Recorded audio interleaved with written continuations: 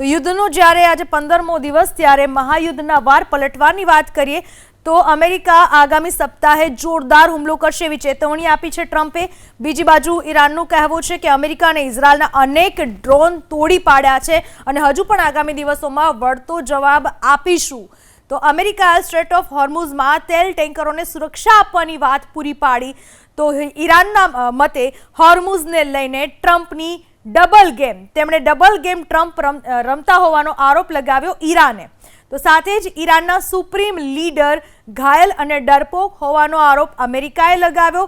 સામે ઈરાનનું કહેવું છે કે અમારા નેતા અમારી સાથે છે અને હંમેશા રહેશે, જે વાત છે મોજતબા ખામેનેઈની। આ ઉપરાંત ઈરાનની સૈન્ય ક્ષમતા બરબાદ કરી નાખવાની વાત કરી અમેરિકાએ। તો ઈરાનના મતે ઇઝરાયલ પર સૌથી જોરદાર હુમલો કરવામાં આવશે, જે ઇઝરાયલ સહન નહીં કરી શકે એવી વાત ઈરાન તરફથી કરવામાં આવી। મહાયુદ્ધમાં વાર પલટવાર સતત ચાલુ છે, ત્યારે અમેરિકાના મતે ઈરાનને એવી સજા આપીશું કે આખી દુનિયા જોશે।